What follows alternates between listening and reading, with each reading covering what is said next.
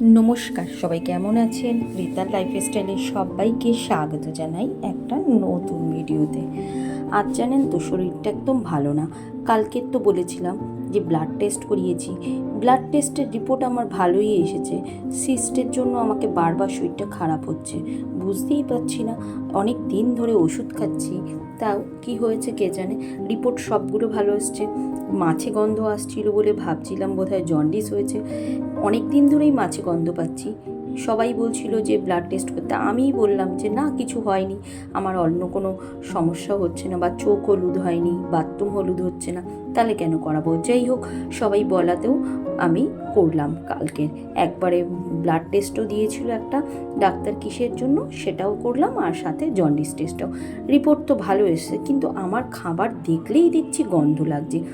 যদি ধরুন ফল খাচ্ছি বা কোনো স্যুপ খাচ্ছি তাতে কোনো প্রবলেম হচ্ছে না, কিন্তু ভাত, মাছ এগুলোতে ভীষণ গন্ধ। কোনো তরকারি এত গন্ধ বেরোচ্ছে যে আমার গা পাকিয়ে আসছে। তাই আজকের কোনো রান্না বান্না করলাম না, কারণ খাবার দেখলেই আমার বমি আসছে। যাই হোক, কিন্তু খেতে তো হবেই। সকালবেলা শুধু চিয়া সিডটা খেয়েছিলাম।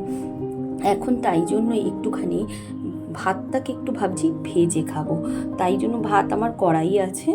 এখন প্রথমেই একটু তেলের মধ্যে পেঁয়াজ, লঙ্কা আর সাথে না 2-3 টুকরো রসুন কুচিও দিয়েছি, যদি মুখে একটু স্বাদ আসে।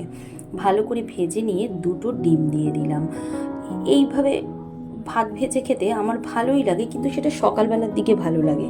কিন্তু কিছু করার নেই, এখন তো ভালো লাগছে না, তাই ভাবলাম এরকমভাবে ভেজে খেয়ে দেখি যদি খেতে পারি।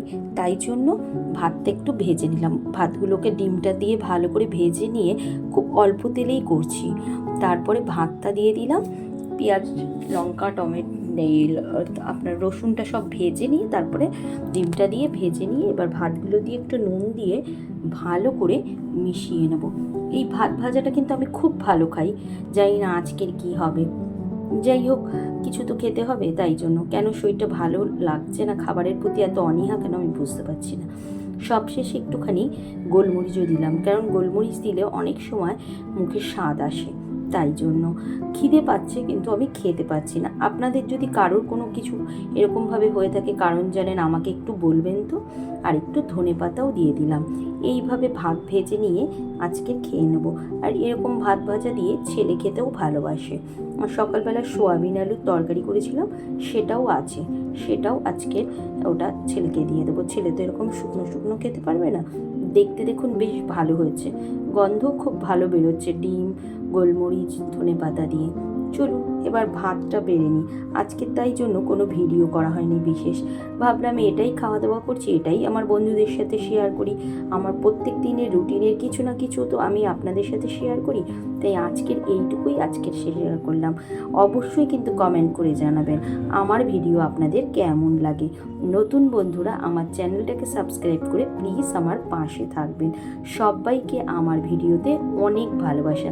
যারা যারা আমার প্রতিদিন ভিডিও দেখেন তাদের সবাইকে আমার তরফ থেকে অনেক ভালোবাসা। সবাই খুব ভালো থাকবেন আর আমার পাশে থাকবেন। আর যদি আমার এরকম মুখে অরুচি আসার জন্য আপনাদের কোনো কিছু জানা থাকে, অবশ্যই আমাকে কমেন্ট করে জানাবেন। দেখুন, দুজনের জন্য ভাত বেড়ে নিয়েছি, মা আর ছেলে। আর ওই যে বললাম সোয়াবিন আলুর তরকারি ছিল, সেটা ছেলেকে একটু দিয়ে দিলাম। চলুন এবার খাওয়া দাওয়াটা করে নিই। তবে আজকের ভিডিওটা এখানেই শেষ করি।